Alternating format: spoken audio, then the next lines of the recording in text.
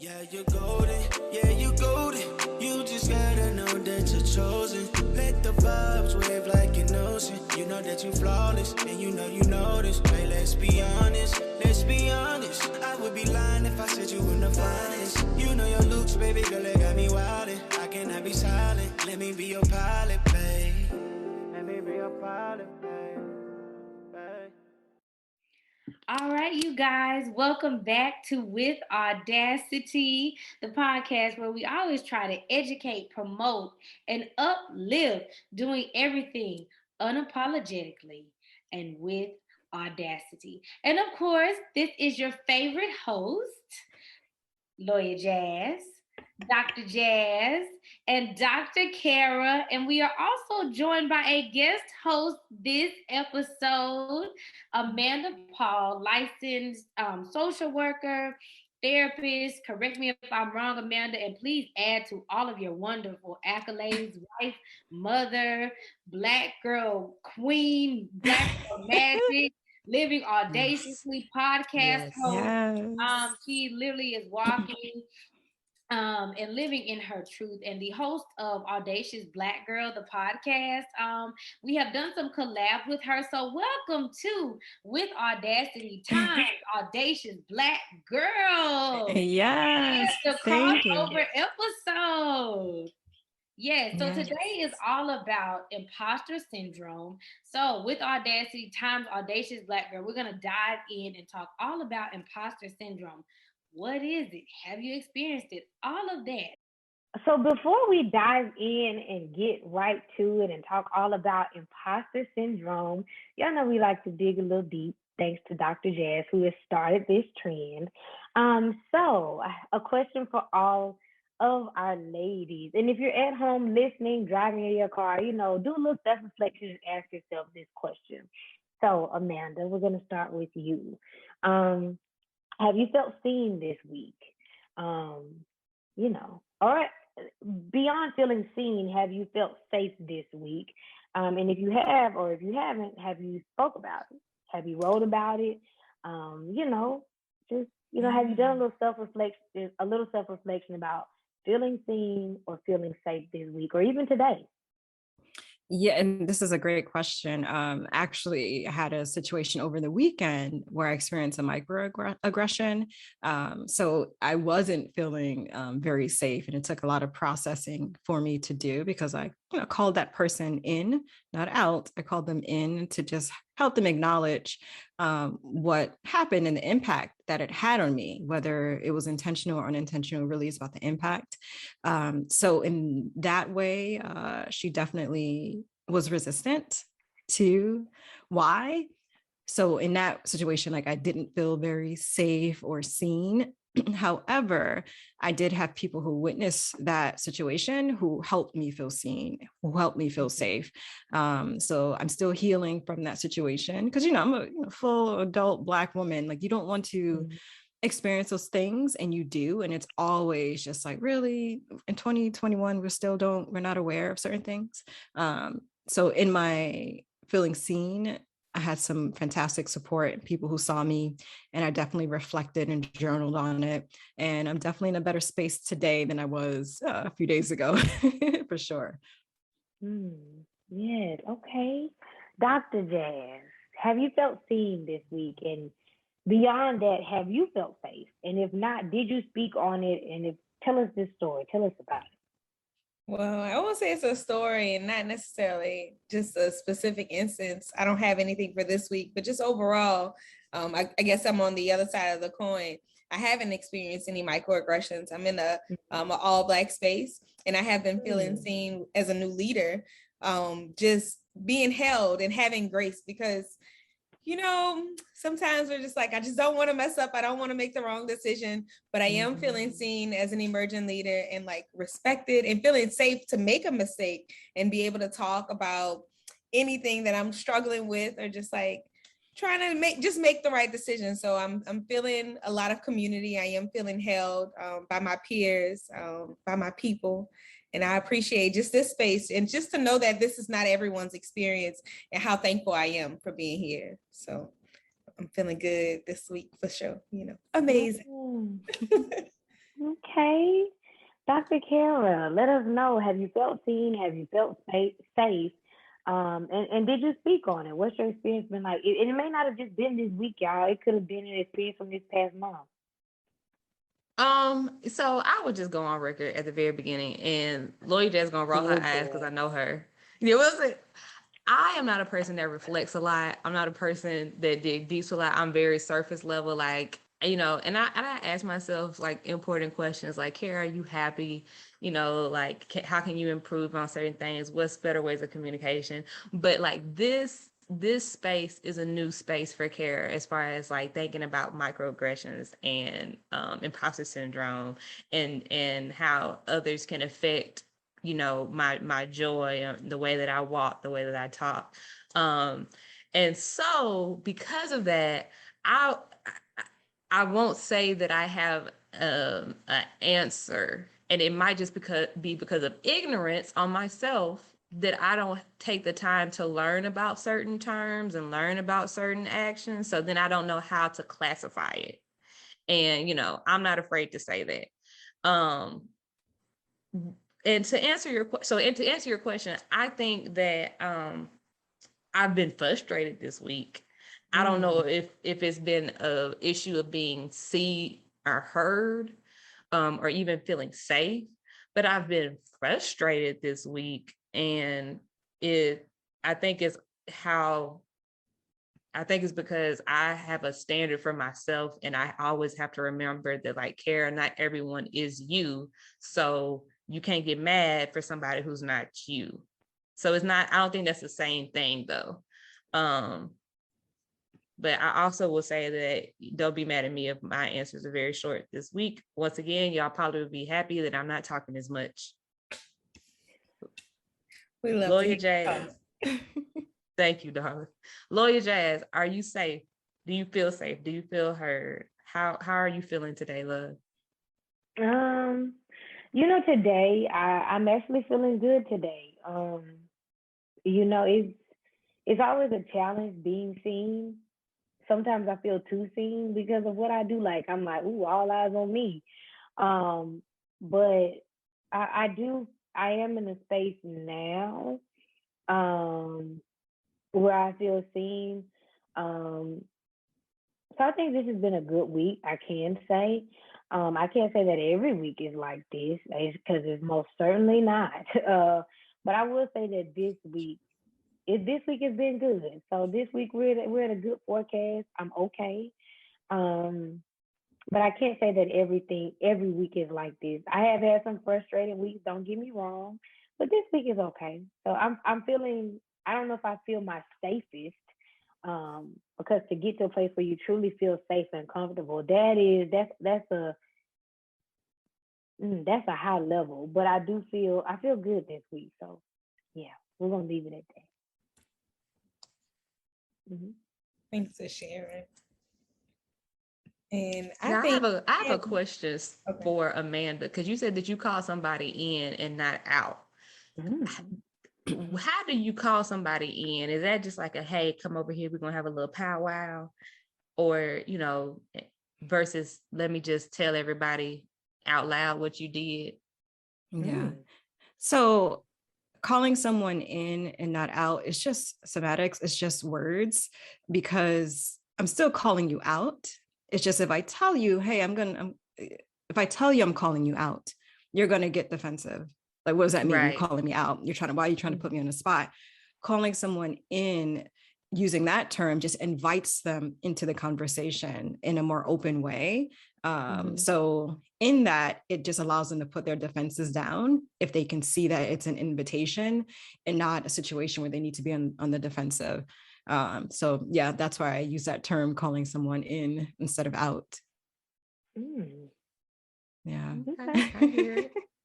So invitation in to have a potentially tough conversation. Yeah, and that's the thing. It might be a tough conversation, but if they're already coming in defensive, you're not going to get anywhere. But if you bring it as an invitation to this tough conversation, they might be more open.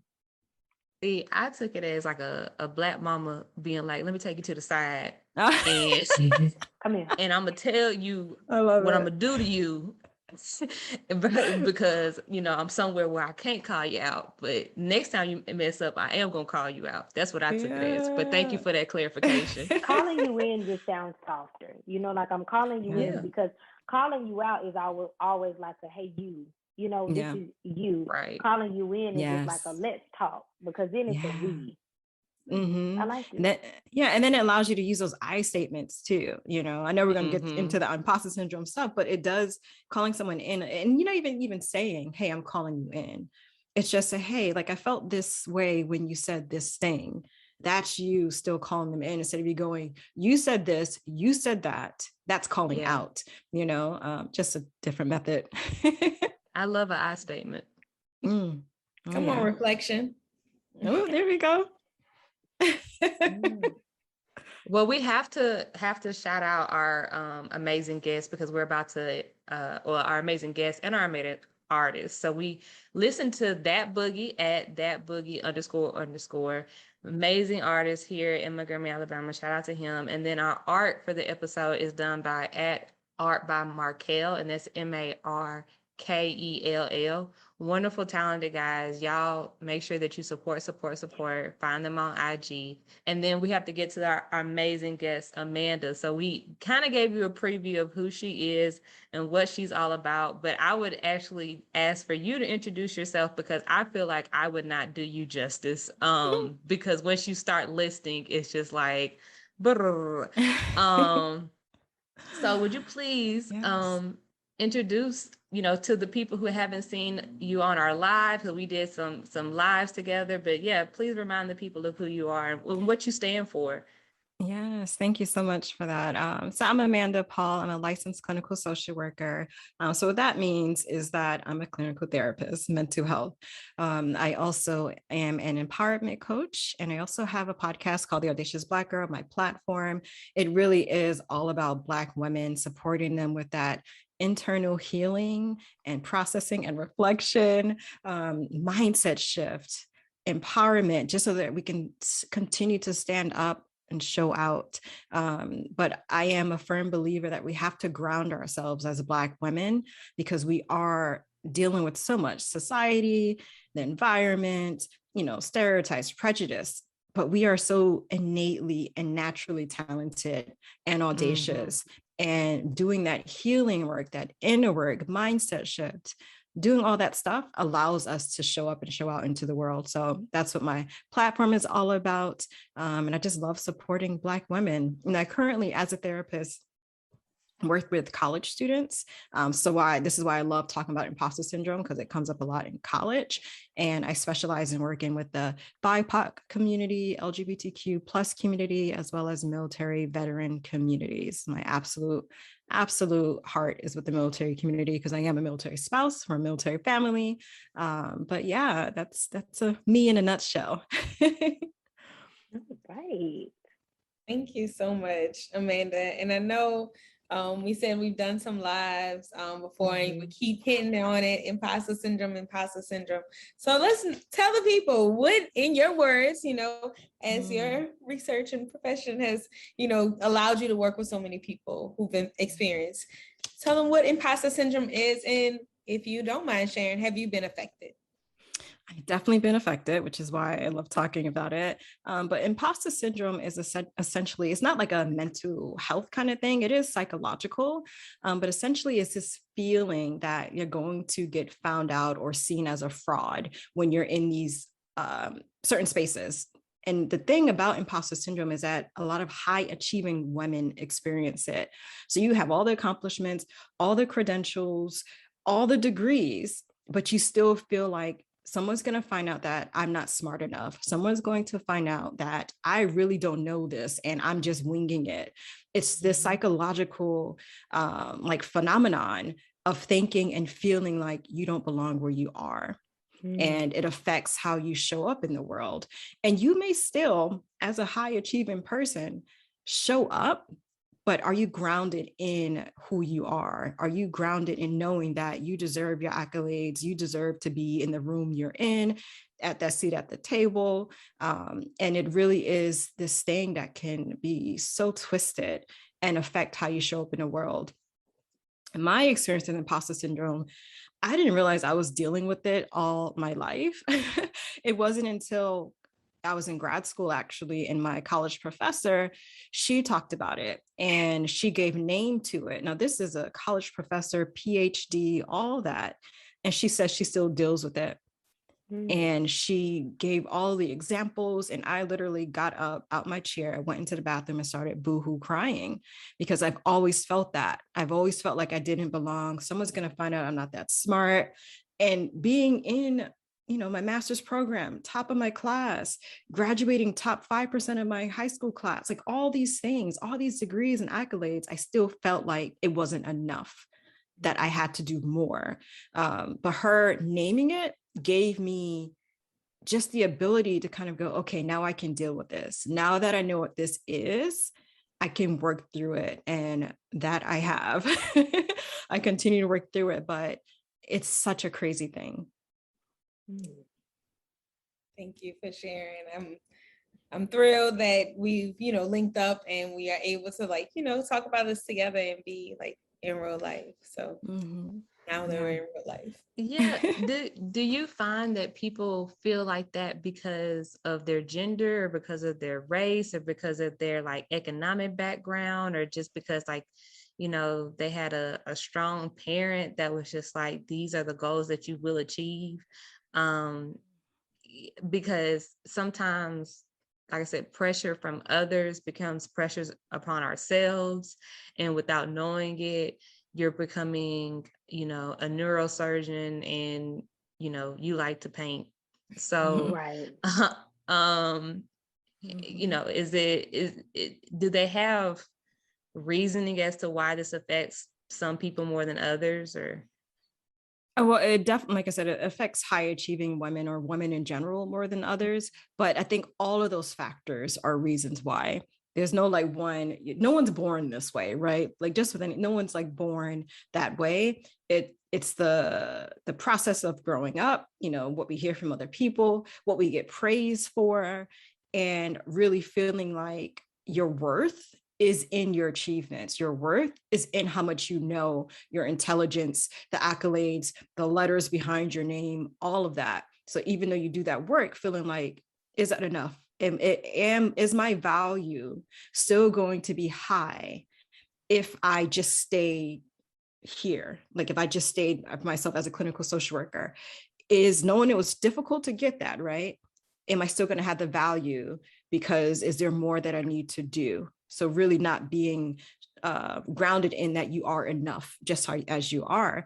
For me, I think it definitely came from, I got a lot of accolades for being smart growing up. Like, oh, Amanda's a smart one. Amanda, she's the smart daughter. Not to say my siblings aren't, but I was the one with the Right. A's. I was the one helping everyone else do their homework, all those things. I'm the one getting awards. But then the college students that I work with, same thing over and over and over again. High achieving students, these amazing, top of their class, but they're telling me how they're feeling like someone's going to find out that I don't belong here, that I'm not that smart, that I'm not enough, that I need to do more. Or they continue to have that feeling of, I have to do more. I have to get more, study in. I have to get, another degree or whatever it might be. But for a lot of them, the story is very similar as to mine. Growing up, being that one kid, you're the one. You're the first one in your family to go to college. You're the first one in your family to get a master's degree, doctorate, and you keep going and going and going because your value is in how much you have, because that's what people have told you.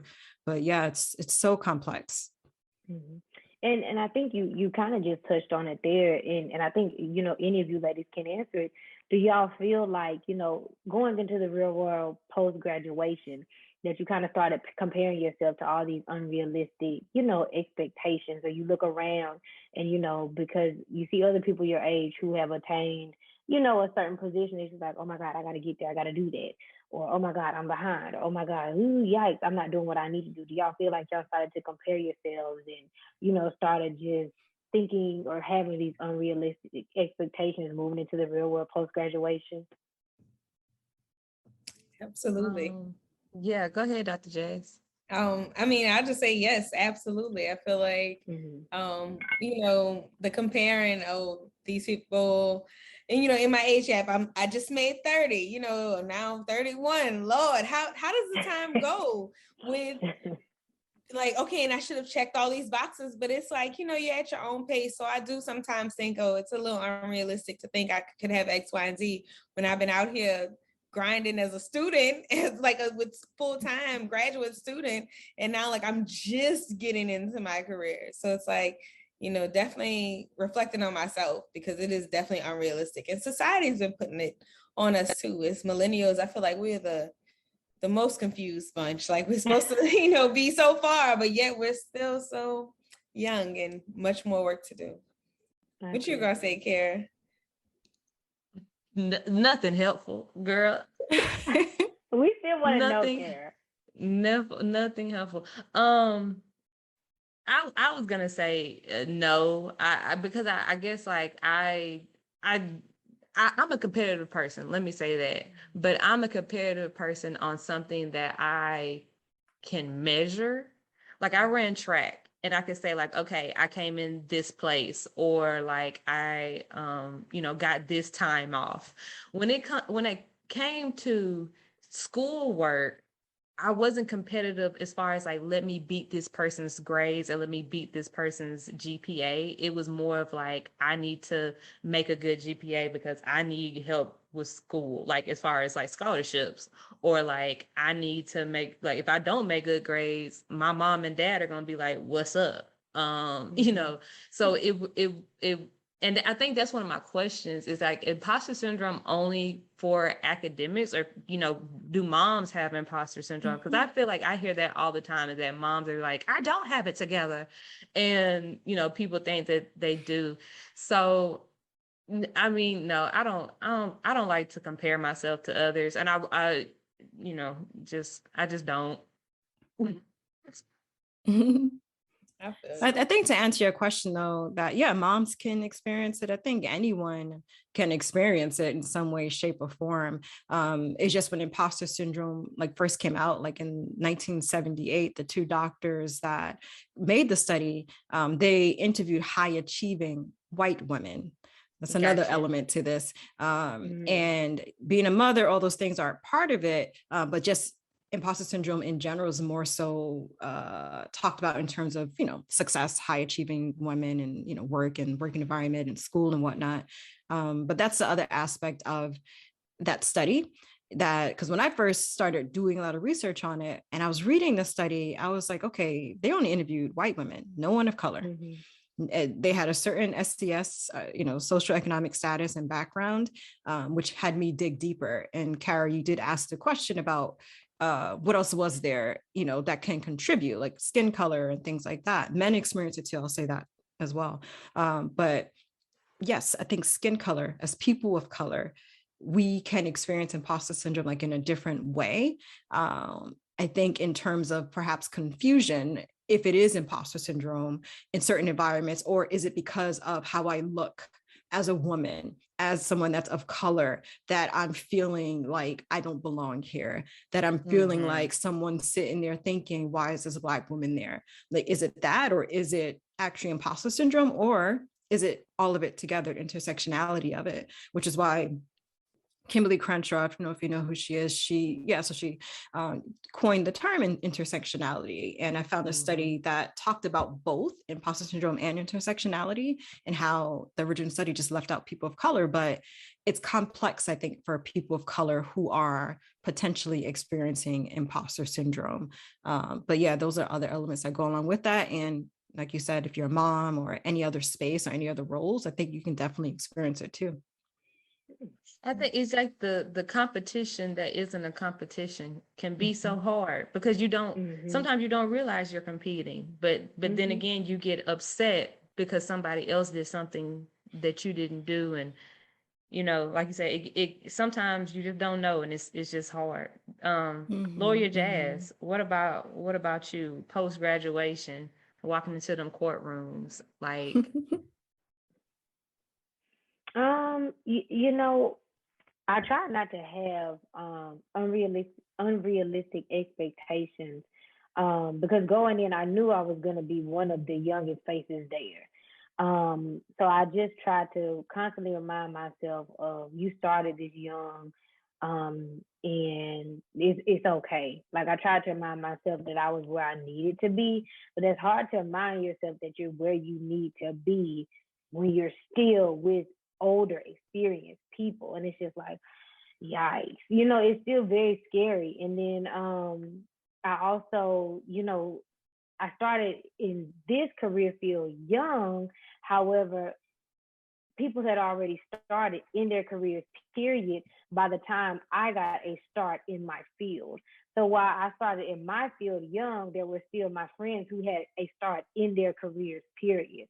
So you look around, I'm still in school, I'm still struggling. I haven't started in my career at all. I'm a broke law student. I'm working two jobs, just trying to make it through school. And it's just like, oh, okay, I'm a little bit behind, but really, I was exactly where I needed to be just because my path was different. So, I don't think I was comparing myself, but I had to remind myself that my path was different. So my expectations it wasn't really unrealistic expectations. It was just because I knew the path that I wanted to be on. I knew the You knew career the field I end wanted to be on. goal. I knew the end Yeah. goal. But are those reminders hard? Absolutely, yes. When you look around and everybody has a career and you still in school and broke. So, I mean, that's hard. Or you're still in school and you're not exactly where you want to be. I'm just keeping it real. I'm being very transparent with my journey. I was still in Come school and on broke. now. I'm working two jobs trying to, I had a car note. You know what I mean? So when I was living at home, working two jobs, trying to pay a car note, and all of those little things, and you just like, well, I have an end goal. That's a hard reminder when you're just, still trying to make it and get, on your life path. So I will say I didn't have unrealistic expectations, but I will say when you're on your journey, it does get hard to remind yourself that you're where you need to be, no matter the age. Um, so I think that gets a little bit hard. So yeah. I think that I like societal norms or something that just like irks the heck out of me, and I like call it out at all times, like, and especially like sexist comments or like generalizations. Like I was somewhere the other day and I was looking at a tool set, and someone was like, oh yeah, that would be a great Christmas present for like your husband, and I'm like, wow. Or for me. Wow. Like this will be for me because I will be doing it. Like, and it's not because I don't have a man who won't do it. I have several men who would do it. But it like that, it empowers me to make sure that I can take care of myself. And so I think that that's like societal norms, like you said, with high achieving women, is so many norms that were against us, that we're supposed to be, having children, we're supposed to be taking care of a home, we're supposed to be, not going out all the time, not drinking, not wearing certain stuff, not smoking. And it's like, okay, please allow me to do me since you don't pay no bills over here. And I think that's why I look at it. It's like Jasmine and I went to a very high achieving high school where, you had to be of some type of intelligent caliber to be there. Like literally they would test you, and like if you didn't have the smokes, you would be out. And I would just look around, and I think that that's where I knew that, like, Carrie, you don't want to be anybody else. Like you don't like, is that person happy? Is that person like, did they reach their end goal? Did they have the pressure on them that they didn't become who they actually could have been 10 years ago? Like you don't want to be anybody else because like you're happy where you are, and you're also not cracking or crumbling or pretending or doing that type of stuff. And so most of the time I felt what Jasmine says about being younger. I do feel like I'm young in a lot of places, especially with academia, and sometimes I don't speak up, but it's mostly because I'm listening. And sometimes you just don't have nothing to say. And I know, like, being the youngest person there, and being not even the youngest person, but maybe just young in that you're just starting out. I think that is when the imposter syndrome can affect you, and that's when it can start like, ooh, yikes, maybe I'm not ready, maybe I don't deserve to be here. And I think that's when you just have to step back and just be like, wait a minute now, we did the same thing to get here. But I think that is when it definitely gets hard and the road gets a little rocky, and you just like, that's when that imposter syndrome can creep up, and it's just like, oh wait, hold Yeah, on. So and being like, who are you fooling? You're you know what I'm saying? Like, who are you fooling? You couldn't do this. Like, why did you think that you were right, gonna be able to do this? And that's like you said, that road that you travel, you better bring some tools Oh, with you. That's all I can say. buckle up. tools for Oh you. yeah. Okay. Oh yeah. Thank y'all for sharing. I think it's a great time to just take a quick break. We got one more question that really would tie all this in, just to give the people one more, Amanda. But let's get some tunes from that boogie, that BOOGIE __. And y'all check out the visuals from Markel, art by Markel, and that's MARKELL. We'll be right back. I just wanna join your private party. You never been with it real. Now I'm here. Now I gotta go ahead and make it clear. I can go and feel the vibe in you. Already feeling the love, my dear. I just wanna give you hugs and love. I just wanna give you presents and more. I'ma love you till I can't no more. I'ma love you till I hit the floor. Nights like this, I really wanna be right. I really wanna take you there. Say nights like this, I really wanna be right. I really wanna take you there. No. All right, y'all, and we are back. Hey, okay, with Audacious Black girl in this Yes. thing. Okay, Yes. loving it. Thank you so much, Amanda, for joining us, sharing your wisdom. And like I said, we got one last question, just so you can lead the people with, something good, because we've been talking about imposter syndrome so much. And just if you want to share, how have you taken control to know like you are enough and you deserve to be here, and like how do you just maintain your like wholeness in difficult situations? Oh man, just grounding myself. Like I think I've done the work to recognize and know that I am enough, right? Because honestly, it took me having the name of it to know that, okay, this is just a thing. This is just a thing. It's not who I am. And in that, I was able to ground myself. And I also keep a brag list.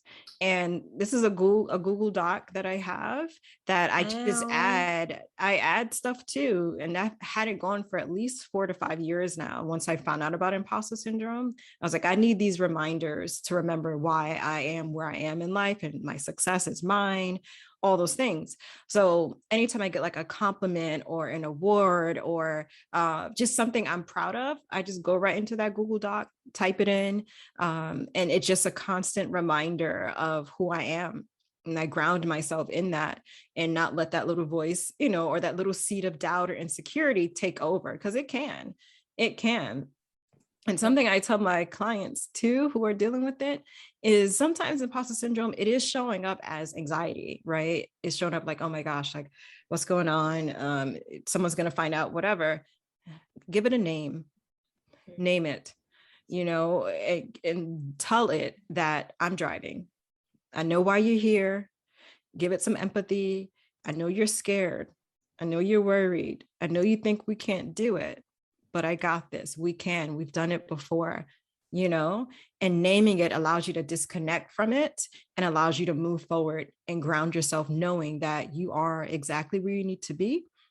You can go wherever you need to go on your journey, and let that thing sit in the back. It can whisper, it can holler, but you keep going.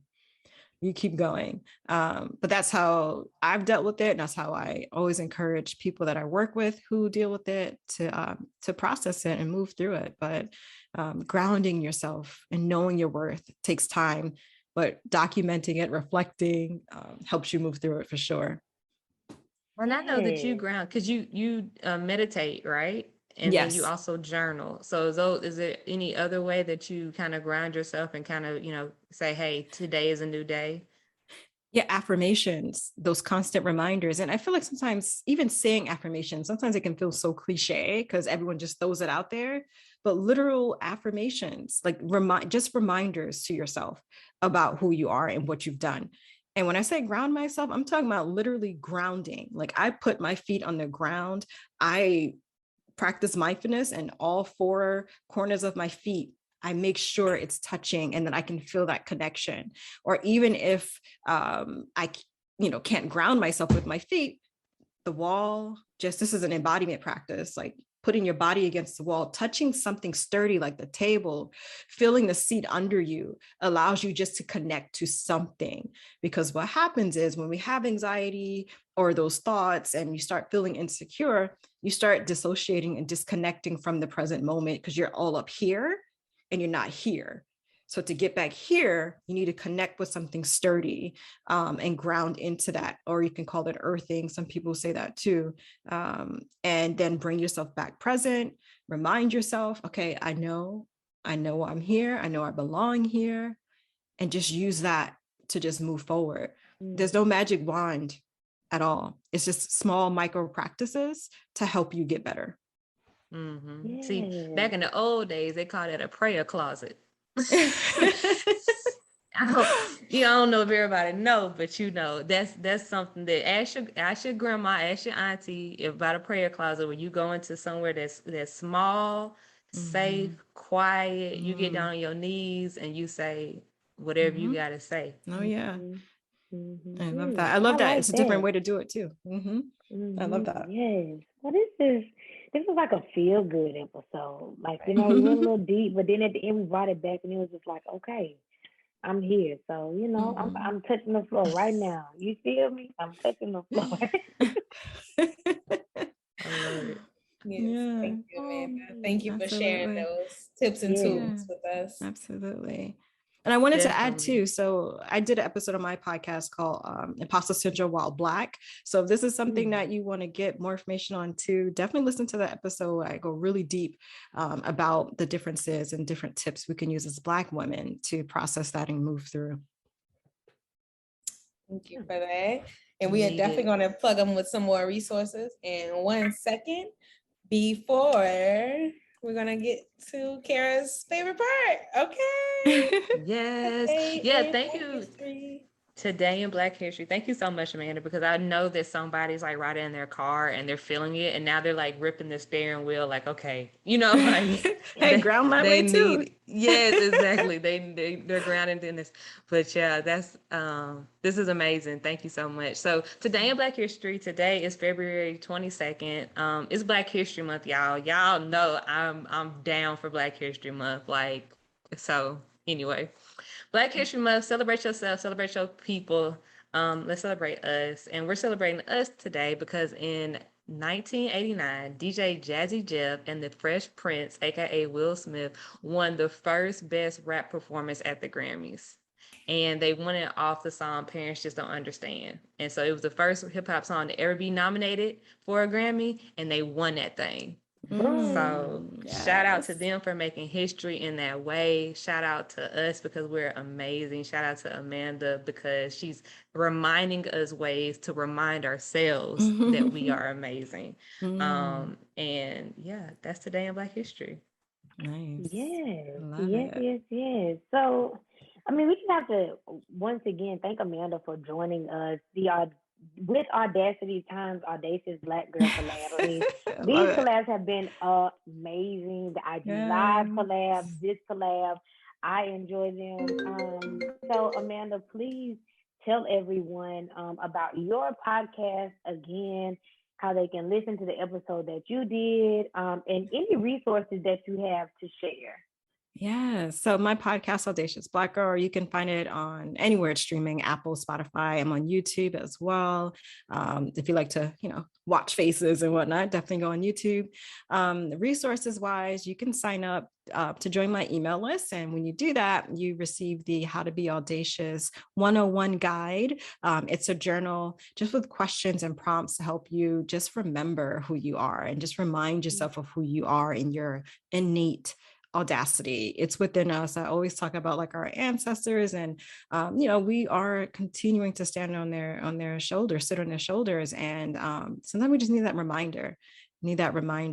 But you can check out episode 3 of my podcast back when it was called Decoding Blackness. And the episode is called Imposter Syndrome While Black. If you just want some more information, I'll definitely just reach out to me. I'm on Instagram at Audacious Black Girl. You can also email me, and I'm sure everything will be in the show notes. But get in touch if you have questions. I love chatting and helping people, especially my amazing Black women, feel empowered and seen and heard. Yes. Dr. Kara, Dr. Jazz, do you guys have some resources to share regarding imposter syndrome or this episode? Yeah, I had one book, and it's not a book that I've read, it's just a book that I've researched when we were talking about being enough. And this is by Trish Taylor. It's Yes, You Are Good Enough, End Imposter Syndrome. So overthinking and perfectionism, do what you want. So it helps with your mindset, confidence, and it's like a best self series. So I'm excited to dig into this, but also digging into that journal that you sent over, Amanda. I signed up as soon as Kara sent the link, like, I'm in there. Like, thank you for that. Thank you for the prompts and reminding us that we are enough. So we appreciate you. And that's how I got introduced to you, through that podcast, Imposter Syndrome While Black. Like, yes, we will connect. Like, I heard you. I felt seen in that podcast. Very seen. So thank you. Thank you. Yeah.